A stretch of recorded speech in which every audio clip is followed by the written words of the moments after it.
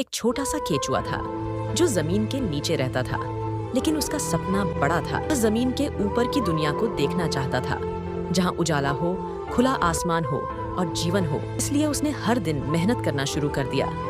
वह धीरे धीरे मिट्टी में सुरंग खोदने लगा। सुरंग बनाते बनाते एक दिन उसकी मुलाकात एक और केचुए से हुई।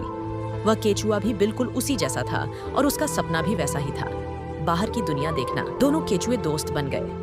अब उन्होंने साथ मिलकर सुरंग खोदना शुरू किया। वे हर दिन उसी दिन का इंतजार करते थे जब वे जमीन के ऊपर पहुंचेंगे।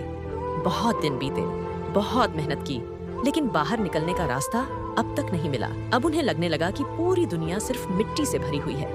वे खुद ही अपनी बनाई हुई सुरंगों की भूल भुलैया में फंस गए थे। एक दिन अचानक उनके रास्ते में एक बड़ा पत्थर आ गया। अब दोनों केचुओं के विचार अलग अलग हो गए। एक को लगा कि वह सही रास्ते पर है और दूसरे को लगा कि यह रास्ता गलत है। इस बात को लेकर उनके बीच बहस हो गई और यहीं से उनकी राहें अलग हो गई। कुछ समय बाद एक केचुआ मिट्टी को चीरता हुआ जमीन के ऊपर निकल आया और थोड़ी देर में दूसरा केचुआ भी बाहर आ गया। बाहर की दुनिया वाकई बहुत खूबसूरत थी। नीला आसमान, हरियाली, सूरज की रोशनी। लेकिन यह खूबसूरती ज्यादा देर तक नहीं रही। अचानक एक बड़ा पक्षी आसमान से आया और पहले केचुए को उठाकर ले गया। उसकी दर्द भरी चीख सुनकर दूसरा केचुआ चौंक गया। वह डरते डरते अपने दोस्त को देखने पहुंचा, लेकिन वही पक्षी अब उसके सामने खड़ा था। पक्षी ने उस पर भी हमला करने की कोशिश की। केचुआ घबरा गया और तुरंत अपनी सुरंग की ओर भागा।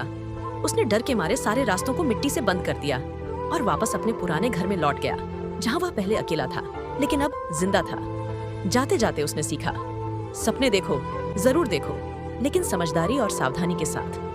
और हाँ, अगर आपको ये कहानी पसंद आई हो तो लाइक और सब्सक्राइब करना ना भूलें।